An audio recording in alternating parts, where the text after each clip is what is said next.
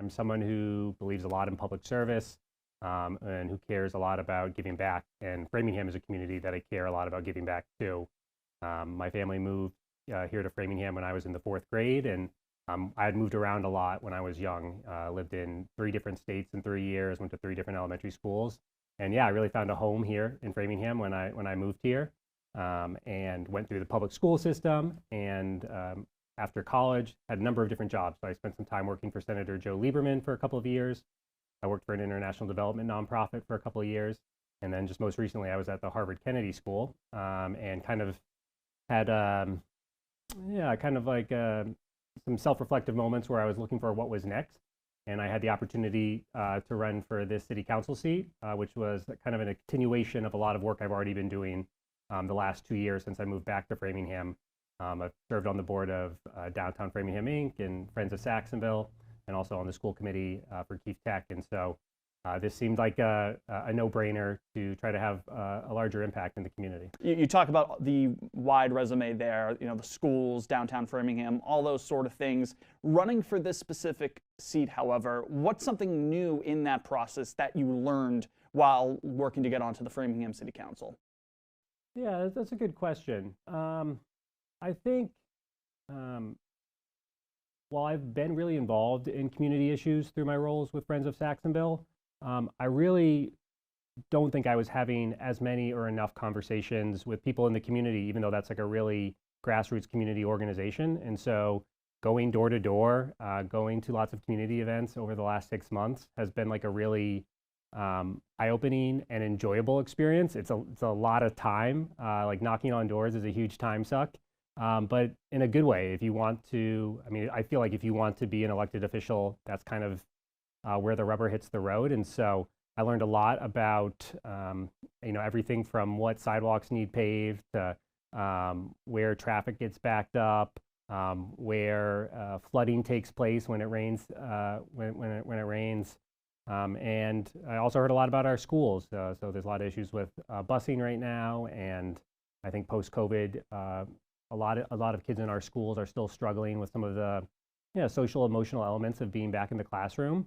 And so yeah, it's a real great opportunity to learn about those things, but then also to have my my perspective and my opinion and my values be heard and have a say in how our community deals with those issues. It's actually a good segue into what I wanted to ask as well. Now that you are a part of the City Council, what are some of the main topics that you're really looking forward to addressing for your constituents as well as everyone else across Framingham? Yeah, well, I mean, so some are, you know, projects that are already underway in Framingham and that I'm really looking forward to supporting. I am someone who cares a lot about public education. I went through the Framingham public school system. I've served on the Keefe Tech school committee, and I'm really excited to continue to support our public schools and give kids in Framingham the best chance to succeed. Framingham's an incredible community because I think it's really an incredible reflection of like the best of what America is. It's very diverse, ethnically, racially, socioeconomically, and that creates a really great learning environment for kids. And so to be able to continue to support our schools, to be able to prioritize funding universal pre-K, those are all things I'm really excited about. I think more on like a community level, representing Saxonville and Knobscott, I'm like really excited to support local quality of life projects. So the Bruce Freeman Rail Trail is one I'm really excited to support. Continue to support upgrades to the Cochituate Rail Trail and the Carroll Getchell Trail. There's a lot of cool park projects that are underway. We just redid the tennis courts at Winch Park, but Reardon Park is like on the docket to hopefully be redone with Community Preservation Act funds in the next couple of years. And Danforth Park is also one that's on my to-do list. And then I would say just a little more broad is I'm looking forward to continuing to support small businesses and economic development, because new growth in the community is what's going to allow Framingham to remain affordable. By having strong economic growth will limit the amount we'll have to tax the residents. And so I do some of that work already through my role with Downtown Framingham Inc. But I'm excited to think about how do we innovatively and creatively support culture and business in Saxonville. And so there's a growing and thriving artist community in the Mill, which people should know about and take advantage of. The second Friday of every month, they have open studio events, which is awesome. And I've already started conversations around what it would look like to turn Saxonville into a state-designated cultural district, to continue to drive funding and interest into that community. So yeah, those are a couple of things I'm like really excited to get to work on, and yeah, hope to have support of the rest of the city council on. Now, following your win in the fall at the ballot box, up to now, has there been anyone within the city government that you've reached out to solicit some advice as you step into this new role, whether it's your predecessor or anyone else within the Memorial Building?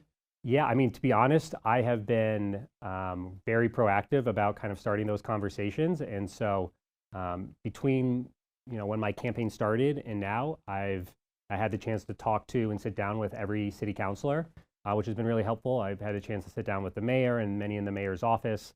And then I've also been trying to sit down with all the department heads. So being able to sit down with Jim Paolini in facilities and Bob Lewis at DPW, sit down with Chief Dutcher for the fire department and Chief Baker for the police department. Being able to have all those conversations already, hopefully will give me not only some insight into what the priorities are for each of those departments, but also kind of lay the groundwork so that when I have questions or when I have concerns, there's a relationship there that I can lean on to bring those up, because yeah, we're not always going to see eye to eye, and sometimes the role of the city council is to push back on some of the asks of those departments, but it should always be from a cordial business standpoint and not personal attack. Now you're sworn in, now you're officially part of the council. Looking forward into the new year and to the beginning of your term, are there any initiatives or programs you're looking to set up to ensure that more members of the public, more members of your constituency are able to participate in the civic process or reach out to you to air any of their concerns or thoughts that they may have? Yeah. So I think there's like two ways to look at that. Like one is like, the citywide, like how do we make the process more transparent and inclusive as a city? And then like, how do I do that? How do I get, solicit opinions and advice from people in the community for me personally? So, citywide, I was really excited to see the mayor announce this week that he's going to go do, district meetings. So go to all 9 districts in the next year and sit down with constituents. That's great. We've, had conversations around like, how do we, get the city council agendas out earlier in a way that encourages and allows greater participation for people in the community. Obviously, being able to do, to join any of those meetings via Zoom is, one of those hidden benefits of the pandemic.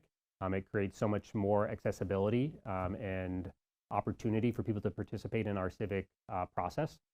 For me personally, one of my goals is to not stop knocking on doors. And so to be able to go out still once or twice a month and knock on doors is something I intend to do. I'm also just starting a newsletter for District 2, though anyone is able to join in any district or any town or city or state. So yeah, and it'll talk about, not only some of the things I'm working on, but what are the things that are on the horizon for the city council, and hopefully be able to preview, things that I think are important and that members of the public should know about and get involved on. And so that's one thing I'm doing. And then I'm also intending to hold at least monthly, if not bi-monthly, office hours. And so whether people take advantage of that or not, it will be up to them. Otherwise, I'll sit around and have a cup of coffee. But yeah, that's like something I'm hoping to do or planning to do. Great. Brandon, is there anything else that you want to add while we still have the time? I would just say that I'm really excited to tackle this role. It's a real honor. And yeah, as someone who's spent time working in government and at the Harvard Kennedy School, the School of Government, it's something that I believe deeply in. And so that process is one that's very humbling for me, but it's also one where I'm really excited to work with others. So if you have ideas or concerns or opportunities you think the city should be focusing on, please reach out. My city email is up and running, so it's bward@framinghamma.gov. So yeah, I hope to hear from you. Brandon Ward, the new District 2 City Councilor. Again, thank you for coming into the studio today. We appreciate it. Thanks, Brandon.